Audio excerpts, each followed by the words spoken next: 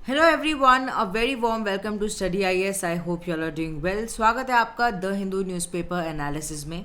आज है 11th of July 2022, Monday का है दिन। So happy Monday everyone. देखते हैं आज क्या क्या खबरें हमें देखने को मिली हैं, बट उससे पहले एक इम्पॉर्टेंट बात। तुम्हें ज़रूरत है उस एक व्यक्ति की जो तुम पर विश्वास कर सके, और वो व्यक्ति हो तुम खुद। लाइफ में कभी भी लगे ना कि मुझे अपने ऊपर भरोसा नहीं है, अपने ऊपर मुझे कॉन्फिडेंस नहीं आ रहा है, तो कहीं बाहर से उसको सीख मत करो। खुद से अपने अंदर इस चीज़ को लेकर आओ। खुद से अपने ऊपर भरोसा रखो कि नहीं, मैं कर लूँगा, मैं मेहनत करूँगा तो मैं हर गोल को अपने अचीव कर सकता हूँ। अगर आपने इस चीज़ को ठान लिया तो आपकी ग्रोथ को कोई नहीं रोक पाएगा। इसी नोट पर हम आज के द हिंदू को स्टार्ट करते हैं। देखो, श्रीलंका से रिलेटेड आज हमें बहुत सारे आर्टिकल देखने को मिले। एडिटोरियल में भी आए, नॉर्मली भी आए, पेज नंबर 1 पे भी आया। ठीक है, दी अपराइजिंग करके एडिटोरियल आया था, वेर एज पेज नंबर 1 पर आया no resolution to Sri Lanka crisis. Sri Lanka के क्राइसिस के बारे में एक्सटेंसिव रूप से हमने कल भी कवर किया था। वहाँ पर सिचुएशन जो है वो अलग सी हो गई है। इकोनॉमिक क्राइसिस हो रहा है, फ्यूल एंड फूड के प्राइसेस बहुत ज़्यादा बढ़ गए हैं, फॉरेक्स में पैसा नहीं है, लोग एजिटेशन कर रहे हैं, लोग प्रोटेस्ट कर रहे हैं। वहाँ के जो प्राइम मिनिस्टर हैं, जो प्रेसिडेंट हैं, वो भी डरे हुए हैं। एंड 13 जुलाई को वो क्या करने वाले हैं, वो रिज़ाइन करने वाले हैं। तो ये पूरी सिचुएशन हमें देखने को मिल रही है। तो इसी टाइम पर ये बोला गया कि कोई रेजोल्यूशन हमें श्रीलंका के क्राइसिस का दिखता हुआ नहीं नज़र आ रहा है। एंड इकोनॉमिक कोलैप्स जो चल रहा है एंड जो प्रॉब्लम चल रही है डे टू डे लाइफ की उनकी, वो भी नहीं नज़र आ रही है कि अभी एकदम से वो ठीक हो जाएगी। अब देखो, यहाँ पर दी व्रैथ, ये जो एडिटोरियल करके आया, इसके अंदर ये बोला गया है कि मेन जो चेंजेस अब श्रीलंका के अंदर आएंगे वो इसके बाद आए हैं कि लोगों ने जब एजिटेशन दिखाया, लोगों ने प्रोटेस्ट दिखाया।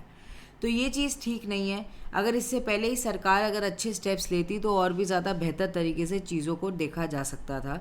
एंड अभी क्या हो गया है कि डिस्पाइट गेटिंग ओवरसीज़ एड, जैसे कि आईएमएफ ने बहुत सारा पैसा दिया, तब भी जो श्रीलंका है उसकी हालत ठीक नहीं हो पा रही है।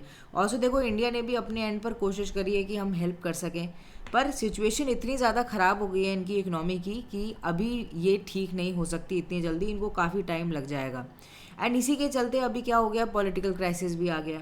अब पॉलिटिकल क्राइसिस के टाइम पर ये जो आगे के दिन आने वाले हैं ये बहुत ज़्यादा क्रूशल हैं, क्योंकि यहाँ पर पता चलेगा कि ये जो पॉलिटिकल पार्टीज़ हैं ये अपने एजेंडाज को साइड रखकर क्या कंट्री की जो इकोनॉमिक रिकवरी है उसको प्रायोरिटी देंगे।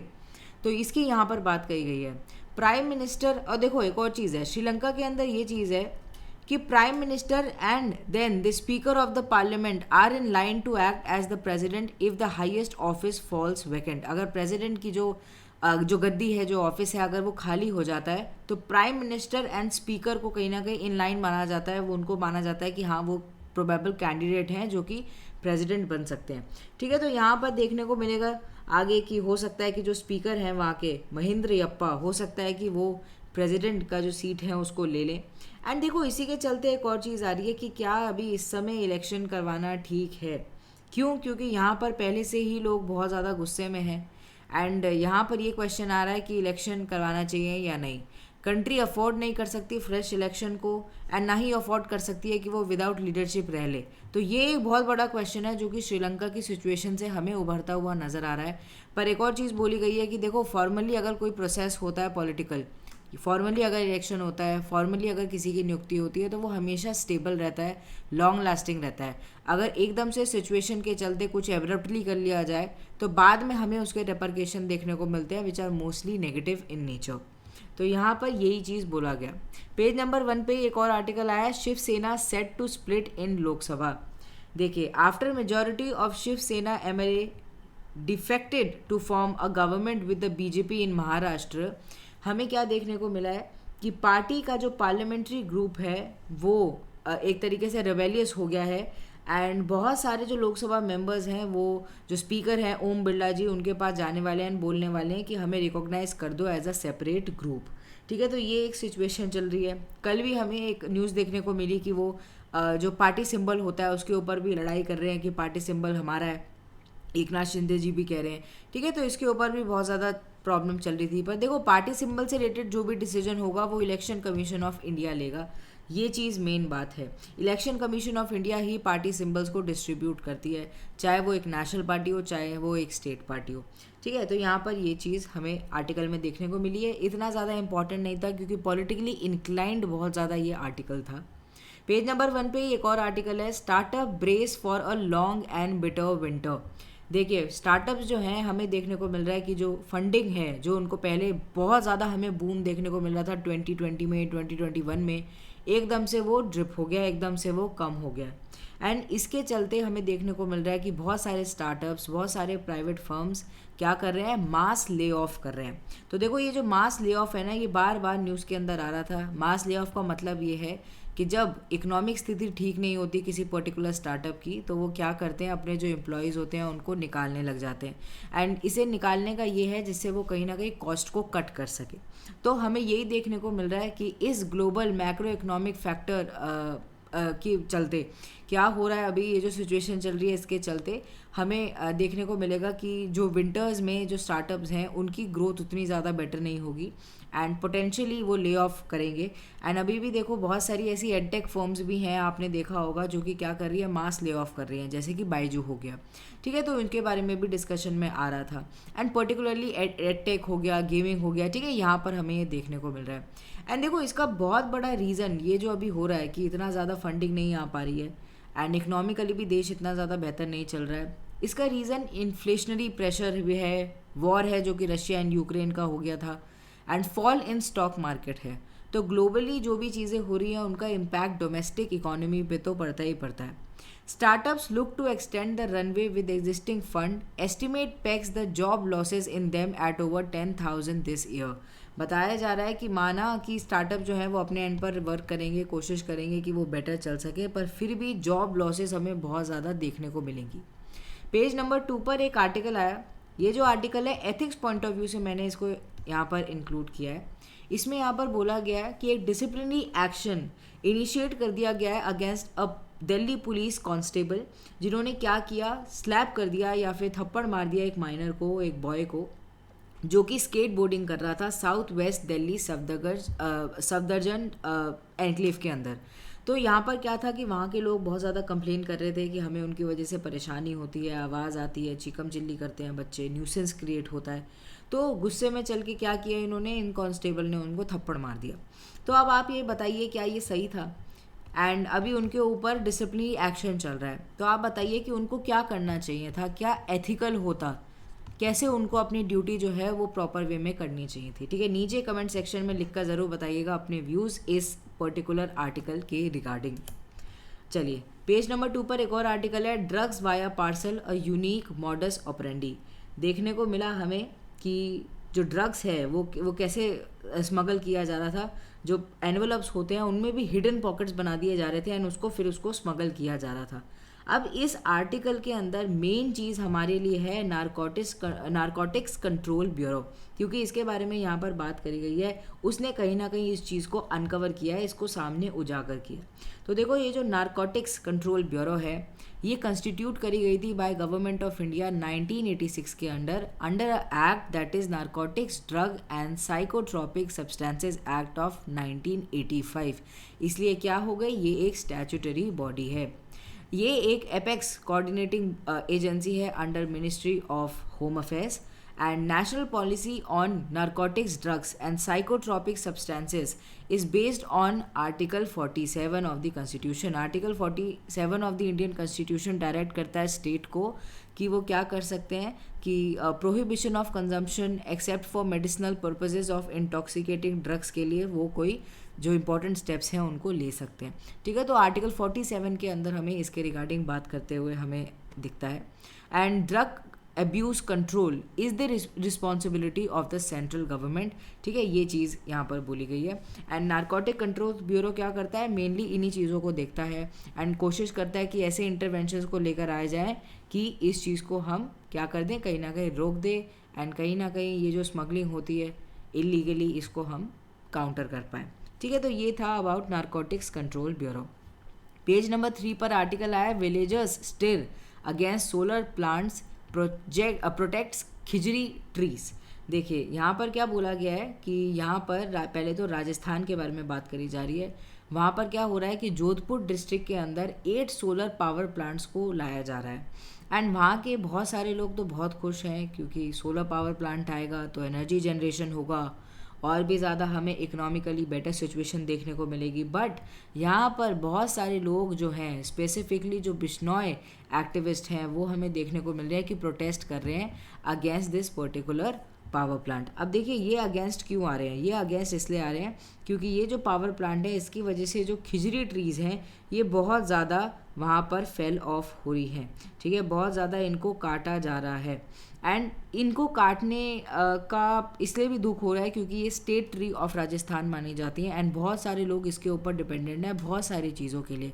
हर पार्ट इस खिजड़ी ट्री का बहुत ज़्यादा सिग्निफिकेंट माना जाता है।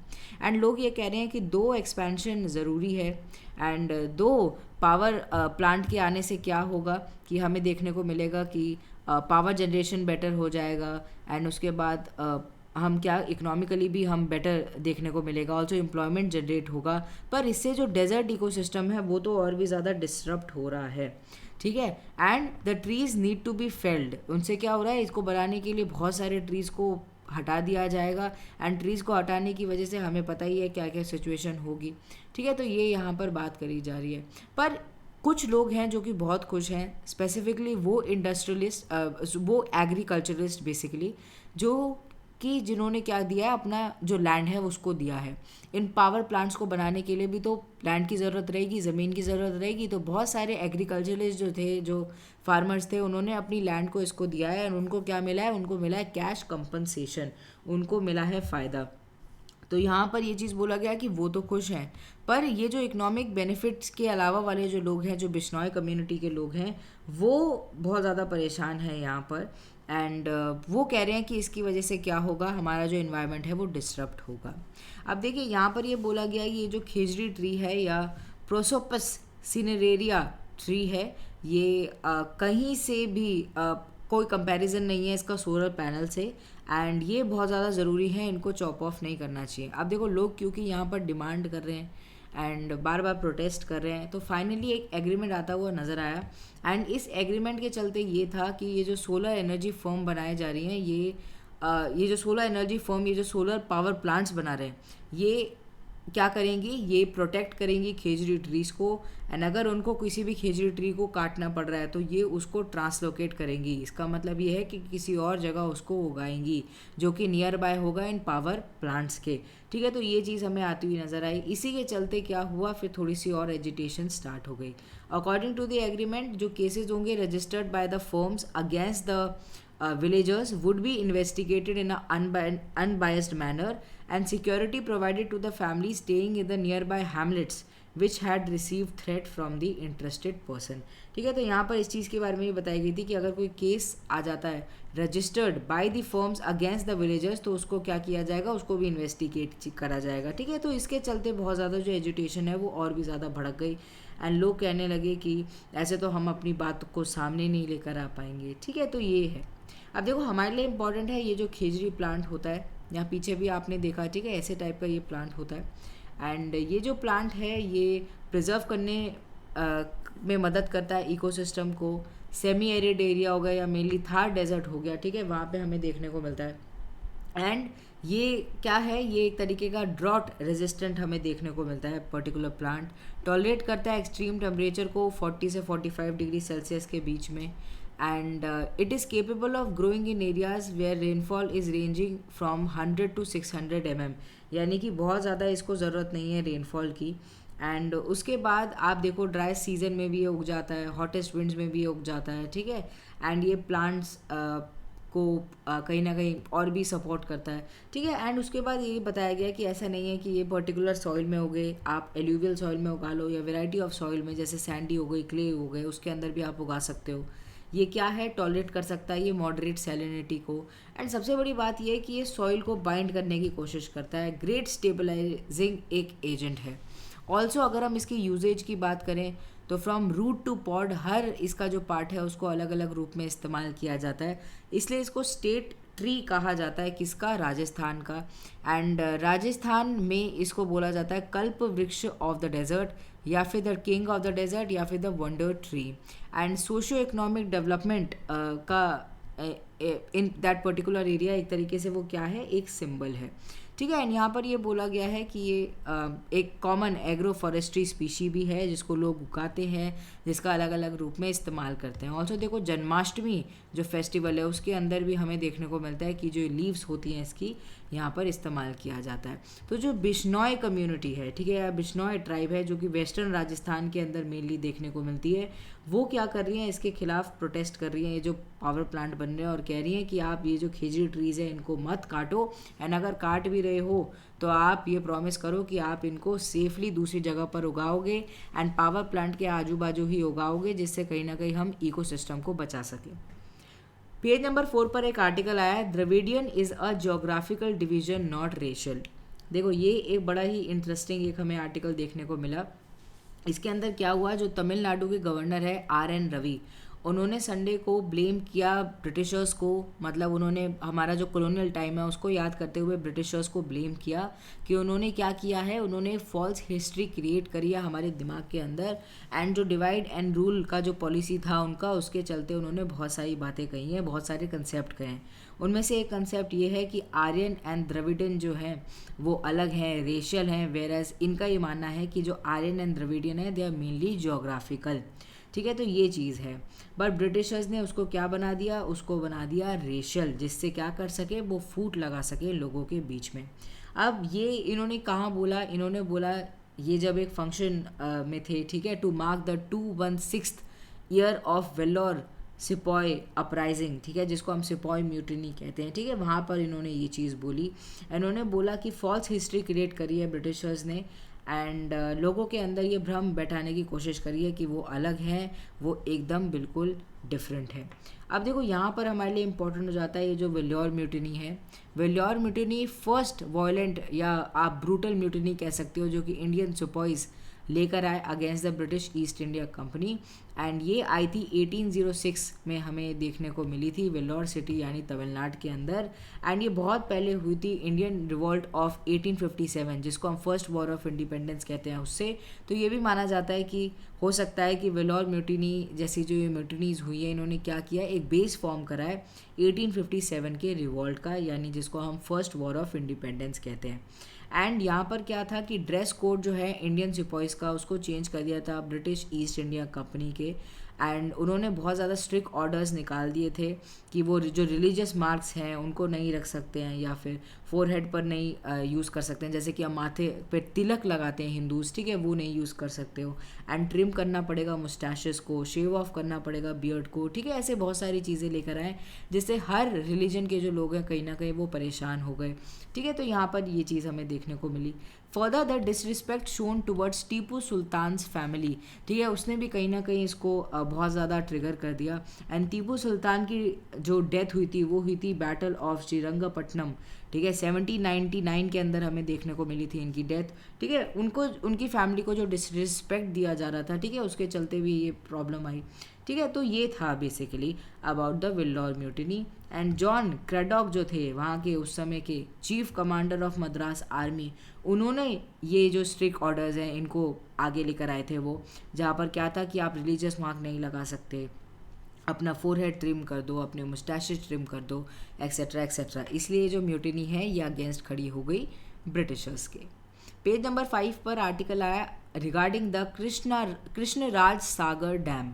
यहाँ पर ये बोला जा रहा है कि कृष्णराज सागर डैम जो है वो नियरली फुल रिजर्वायर लेवल पर आ गया है, एंड अभी अगर थोड़ा सा भी ज़्यादा होगा तो क्या करना पड़ेगा, इन्हें पानी को रिलीज़ करना पड़ेगा क्योंकि पानी भर गया है। अब देखो हमारे देश के अंदर अलग अलग सिटीज़ में अलग अलग जगह पे, कर्नाटका हो गया, महाराष्ट्र हो गया, ठीक है, हमें क्या देखने को मिल रहा है, रेन देखने को मिल रही है। एंड बहुत सारी जगह पर तो रेन की वजह से लैंडस्लाइड हो गया है, ठीक है, जैसे कि जम्मू एंड कश्मीर में भी हो गया है, ठीक है। तो सिचुएशन अभी काफ़ी अलग सी चल रही है देश के अंदर। तो हमारे लिए इस आर्टिकल में मेनली क्या इंपॉर्टेंट है, हमारे लिए इंपॉर्टेंट है कृष्णराज सागर डैम। ये जो कृष्णराज सागर डैम है it was build across Kaveri नदी, ठीक है, सबसे पहले तो ये याद रखिए कावेरी नदी के ऊपर है, for Mysore and Mandya district of Karnataka. 1932 के अंदर ये बनाई गई थी। ये जो डैम है इसका जो नाम है वो मैसूर किंगडम के जो राजा थे कृष्णराज वोडेयार फोर्थ, ठीक है, उनके नाम पर कहीं ना कहीं ट्रेस होता है ये। And reservoir is also the main source of drinking water, अगर हम मैसूर सिटी की बात करें या फिर हम होल ऑफ बेंगलोर की बात करें तो काफ़ी ज़्यादा इम्पोर्टेंस रखता है ये पर्टिकुलर डैम। यहाँ पर आप इसकी लोकेशन भी देख सकते हैं, ठीक है, ये रहा कृष्ण सागर डैम, ठीक है, ये रहा कर्नाटका। ओके, चलिए मूव ऑन करते हैं। पेज नंबर 6 पे एडिटोरियल आया है, what else the current approach to Ayurveda. देखिए यहाँ पर ये बोला गया है कि अभी क्या है, आयुर्वेद जो है वो माना बहुत ज़्यादा सिग्निफिकेंट है, बहुत ज़्यादा अच्छी बातें बताता है वो। एंड ऑल्सो आयुर्वेद के अंदर जो चीज़ें लिखी हुई हैं कंटेम्प्रेरी वर्ल्ड में अभी तक उनकी रेलेवेंस है, पर हमें ज़रूरत है कि हम जो आउटडेटेड थ्योरीज़ हैं उनको कहीं ना कहीं पॉज लगा दें एंड जो कन्वेंशनल हम डेवलपमेंट कर रहे हैं उनको कहीं ना कहीं हम ऊपर लेकर आएँ, ठीक है। तो इसके यहाँ पर यही चीज़ बोली गई है। ऑल्सो बोला गया कि आयुर्वेद जो है वो कुछ चैलेंजेस को फेस कर रहा है, जैसे कि जो आयुर्वेद है वो एंशिएंट ट्रेटाइटिस के ऊपर बेस्ड है। एंड बहुत सारी जो ऐसी ट्रेटाइजेस होती हैं, टेक्स्ट होती हैं, ये बहुत ज़्यादा हमें आउटडेटेड देखने को मिलती है, इतना ज़्यादा इनके अंदर अच्छे से नहीं बताया हुआ है, एक्सप्लेन नहीं किया हुआ है, ठीक है। एंड ऑल्सो बहुत चीज़ें वेग हैं, तो हम उनको आगे कैरी ऑन नहीं कर सकते। तो आयुर्वेद को भी हमें क्या करना पड़ेगा, सेलेक्टिवली आगे लेकर जाना पड़ेगा। अब देखो इसके अंदर एक एग्जांपल भी दिया है कि यूरिन फॉर्मेशन के ऊपर the text posits that tiny ducts from the intestine carry urine to fill the bladder। And ये जो बताया गया है, ठीक है, ये आप देख सकते हैं कि कितना ज़्यादा कम इंफॉर्मेशन दिया गया है। वेर एज हम चाहें अगर इन चीज़ों की बात करते हैं तो we talk about kidney, we talk about its role, ठीक है, यूरिन फॉर्मेशन के रोल में हम किडनी को नहीं भूल सकते। तो धीरे धीरे क्या है, हमें एनालाइज करना होगा आयुर्वेद को, एंड जो बुक्स हैं रिलेटेड टू आयुर्वेद उनको भी एनालाइज करना होगा। एंड अगर हमें बेटर एक हेल्थ सेक्टर बनाना है तो हमें क्या करना होगा कि आयुर्वेद को फ़िल्टर्ड वे में देखना होगा, जो भी अच्छी चीज़ें हैं उसको एक्सेप्ट करो, एंड उसके बाद जो कंटेम्प्रेरी जो डेवलपमेंट्स हो रही हैं उनके चलते भी क्या करो, चीज़ों को आगे लेकर आओ। And Ayurveda is wide spread belief among the academicians, ठीक है। एंड पहले बहुत ज़्यादा आयुर्वेद की रेलेवेंस थी, एंड इसका जो रूट्स हैं आप हिस्ट्री से कहीं ना कहीं ट्रेस कर सकते हो। एंड यहीं पर ये चीज़ बोली गई है, इसके अलावा इस आर्टिकल में और कुछ भी नहीं है। एंड ये बोला गया है कि सरकार को भी स्टेप्स लेने होंगे जिससे क्या हो, आयुर्वेद का कहीं ना कहीं प्रमोशन हो एंड लोग हेल्थ के बेसिस पर और भी ज़्यादा उनके फैसिलिटीज़ प्रोवाइड होगी, ठीक है। इसके बारे में यहाँ पर बात करी गई है। चलिए ये आप देख सकते हैं पर्टिकुलर इमेज, इस इमेज के अंदर क्या दिखा हुआ है कि जो रोड्स होती हैं वो क्या कर सकती हैं, वो एक डेवलपमेंट कॉज कर सकती हैं। तो इसी के चलते पेज नंबर 7 पर भी हमें देखने को मिला है एक article, the road to productivity.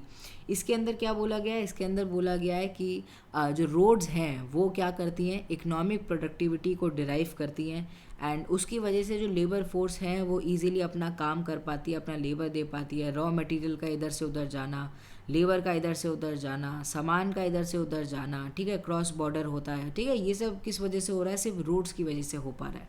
तो रोड की बहुत ज़्यादा मान्यता है, ये यहाँ पर ये बोल रहे हैं रोड की वजह से ही प्रोडक्टिविटी होता है। पर कुछ चैलेंजेस हैं, जैसे कि टाइम ट्रैवल। अगर हम ट्रैवल टाइम को देखें, बैंगलोर का हो गया, दिल्ली का हो गया, चेन्नई का हो गया, कितना ज़्यादा है। हम देखते हैं कि ट्रैफिक लगा रहता है, ठीक है, कभी भी तो इतना ज़्यादा ट्रैफिक डेडलॉक टाइप ऑफ हो जाता है कि घंटों घंटों लग जाते हैं, ठीक है। तो ये एक इशू है जो कि अभी सामने है अगर हम प्रोडक्टिविटी की बात करें।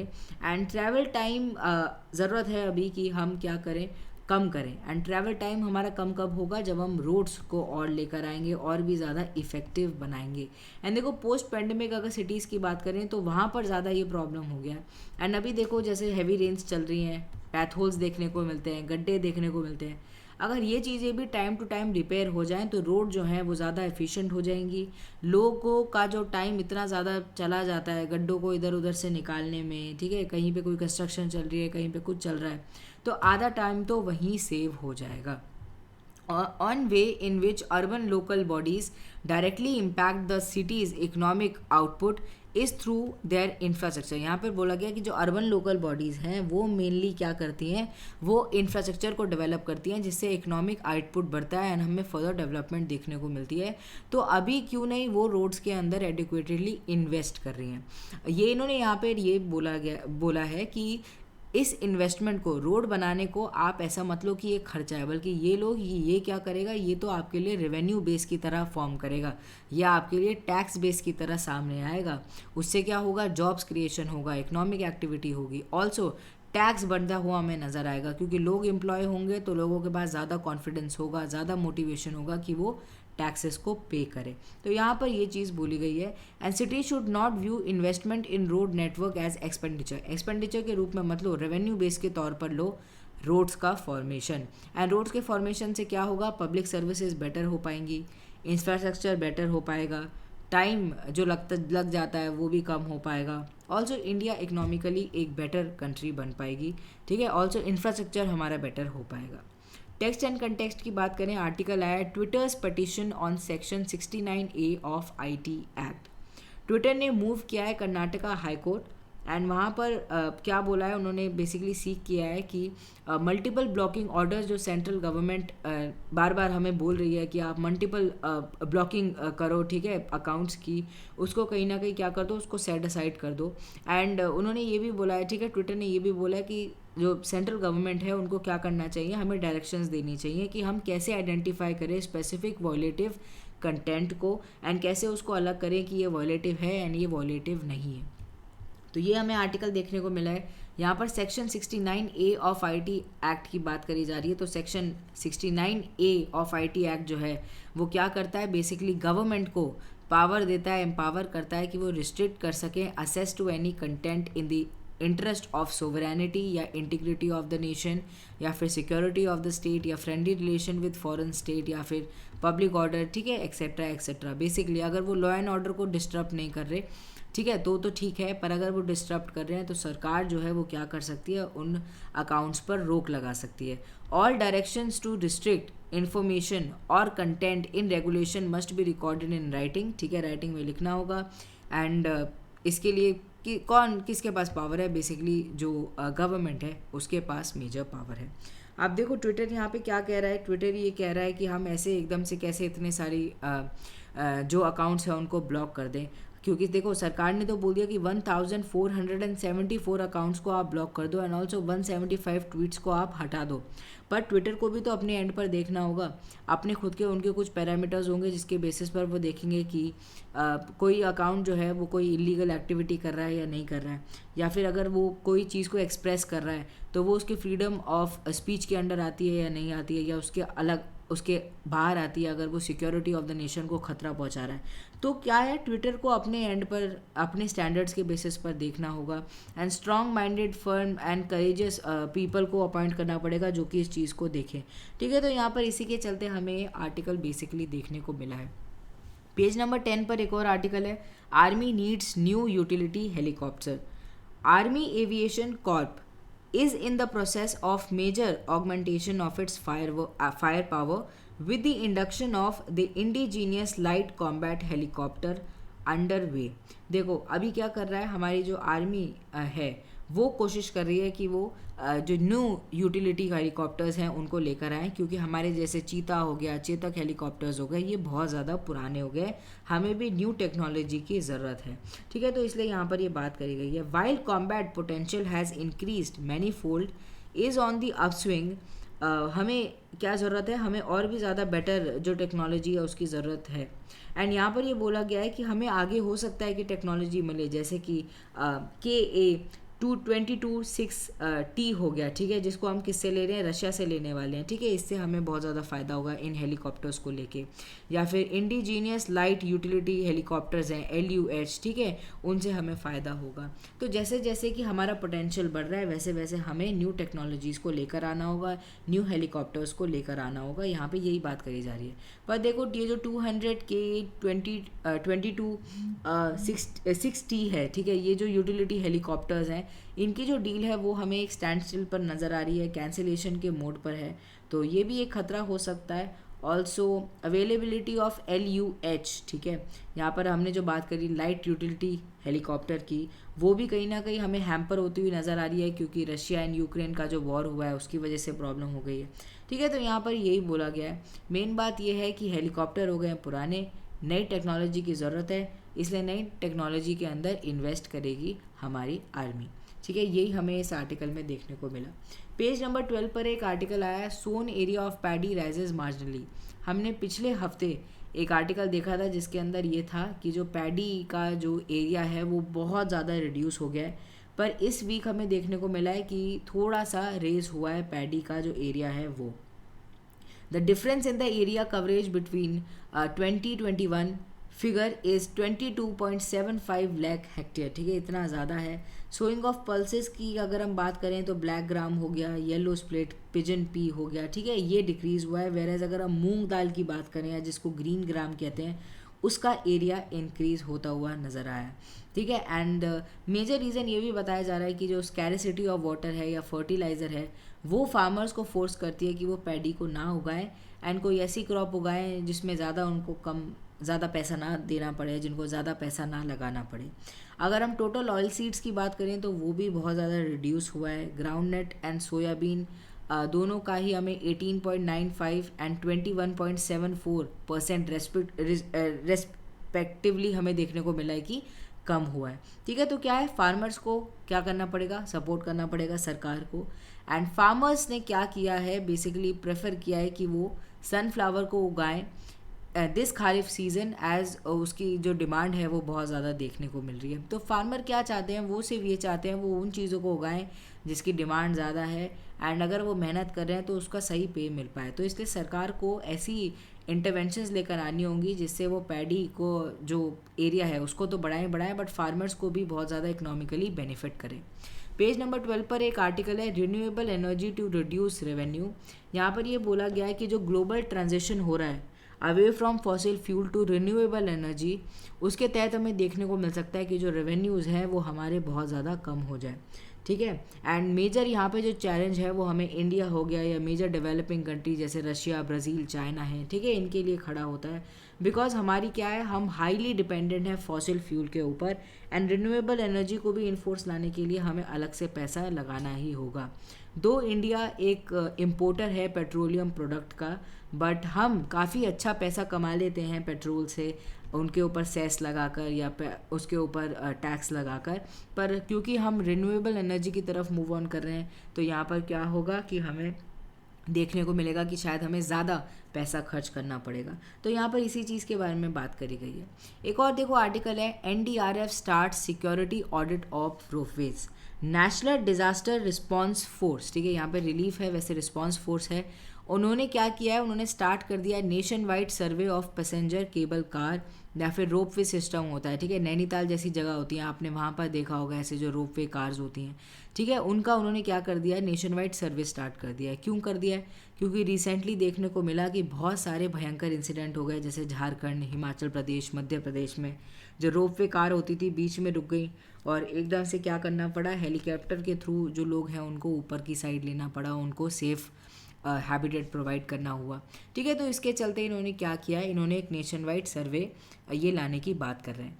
ठीक है, तो हमारे लिए इम्पॉर्टेंट है NDRF national disaster response force जो है ये बहुत ज़्यादा इम्पॉर्टेंट है, एंड इसको हम अभी कवर कर लेंगे। पर इससे पहले आप ये देखिए, चाइना पाक begin war games of Shanghai. देखिए, चाइना एंड पाक की अगर हम बात करें तो उन्होंने अभी रिसेंटली क्या किया है, 4-day नेवल एक्सरसाइजेस उन्होंने स्टार्ट किए हैं off the coast of Shanghai. And इसमें क्या हुआ है कि उन्होंने बहुत सारी बातें बोली हैं। उन्होंने बोला है कि हम अपनी जो सिक्योरिटी हैं उसको बढ़ाएंगे, अपनी एंगेजमेंट को बढ़ाएंगे, मैरीटाइम सिक्योरिटी थ्रेट्स जो हमें आ रहे हैं, ठीक है, उसके खिलाफ हम कहीं ना कहीं हम वर्क करेंगे। ठीक है, तो ये सब इन्होंने बोला है। तो ये एक डेवलपमेंट है, हमें पता होना चाहिए चाइना हो गया या पाकिस्तान हो गया क्या कर रहा है, एंड हमारे देश से के लिए तो बहुत ही ज़्यादा ज़रूरी है कि हमें पता हो कि वो कोऑपरेटिवली क्या कर रहे हैं। वो कोशिश करें इसके थ्रू कि वो स्ट्रेंथन कर सकें कम्युनिकेशन को, रीएनफोर्स कर सकें कोऑपरेशन को, एंड ऐसे डील्स लेकर आ सकें जो कि दोनों के लिए विन विन सिचुएशन हो। ठीक है, तो ये हमें एक आर्टिकल देखने को मिला। अब देखो, एनडीआरएफ की हम बात कर रहे थे, जो नेशनल डिज़ास्टर रिस्पॉन्स फोर्स है वो बहुत ज़्यादा इम्पॉर्टेंट है। 2006 में इसको इस्टेब्लिश किया गया था, एंड ये वर्ल्ड सिंगल लार्जेस्ट फोर्स है जो कि डिज़ास्टर रिस्पॉन्स के लिए डेडिकेटेड है, एंड फंक्शन करती है ये मिनिस्ट्री ऑफ होम अफेयर्स के अंडर। एंड ओवरऑल कमांड जो है with in the overall command and control and leadership इसका किसका होता है, जो डायरेक्टर जनरल है, ठीक है, उसका होता है। एंड एनडीआरएफ के अंदर हमें इस समय 15 बटालियन देखने को मिलते हैं from BSF, CISF, CRPF, ITBP, सशक्त सीमा बल हो गया, असम राइफल्स हो गया, ठीक है, ये सब। एंड मेन काम इनका ये है कि multi skilled and high tech force का इस्तेमाल करके जो natural and man made disaster हुए हैं वहाँ पर हम सिचुएशन को बेटर कर सकें, लोगों को मदद प्रोवाइड कर सकें। अगर कोई फ्लड आ गई है, साइक्लोन आ गया है, ठीक है, तो वहाँ पर ये क्या करते हैं, वहाँ पर और भी ज़्यादा ही मदद करने की कोशिश करते हैं, ठीक है। तो ये था अबाउट एनडीआरएफ। पेज नंबर 13 पर आर्टिकल आया BRICS media group look to boost synergy. देखिए ब्रिक्स जो नेशन है, Brazil, Russia, India, China, South Africa, उन्होंने क्या कहा है, उन्होंने अब ये कहा है कि हम क्या करेंगे, हम अपनी जो सिनर्जी है, अपना जो हमारा रिलेशन है उसको और भी स्ट्रॉन्ग बनाएंगे, क्योंकि हमें क्या करना है, कोविड-19 पैंडमिक जो है, जो कि अभी भी हमें केसेस बढ़ते हुए नज़र आ रहे हैं, उसको हमें कॉम्बैट करना है। ऑल्सो रशिया का इन्वेजन जो हुआ है यूक्रेन के ऊपर, उसकी वजह से जो दिक्कतें हुई हैं, ट्रेड डिस्टर्ब हुआ है, कहीं ना कहीं हमें इकोनॉमिकली हर देश परेशान होता हुआ नज़र आया है, इन्फ्लेशन आ गया है, ठीक है, उस सब को भी हमें काउंटर करना है। तो उसके लिए हम क्या करेंगे, ग्रेटर सिनर्जी की तरफ मूव ऑन करेंगे, ठीक है। तो यही चीज़ यहाँ पर बोली गई है, ब्रिक्स नेशन ने बोली है, Brazil, Russia, India, China, South Africa. पहले इसका नाम सिर्फ ब्रिक था, ठीक है, बट बाद में हमें देखने को मिला कि जो साउथ अफ्रीका है वो इसके अंदर इंक्लूड हो गया, ठीक है। तो ये था अबाउट ब्रिक्स। एंड इस आर्टिकल में इससे ज़्यादा इंपॉर्टेंट कुछ नहीं था। ब्रिक्स के बारे में बस आपको पता होना चाहिए, ब्रिक्स से रिगार्डिंग हम पहले भी बहुत सारे जो आर्टिकल्स हैं उनको कवर कर चुके हैं। एंड ब्रिक्स की मीटिंग जो होती है उनमें मेजर डेवलपमेंट होती ही हैं, ठीक है, अलग अलग जो कंट्रीज़ हैं अलग अलग अपनी बातें बोलती हैं, एंड फर्दर जो डिसीजन है उनको लिया जाता है। चलिए, this was all for this video, I really hope you like it. आज के द हिंदू में यही खबरें थी। ऐसे ही आप हमारे साथ द हिंदू न्यूज़पेपर को कवर करते रहिए। Do not forget to like this particular video, also share it with your friends. मिलते हैं कल, बाय बाय, टेक केयर।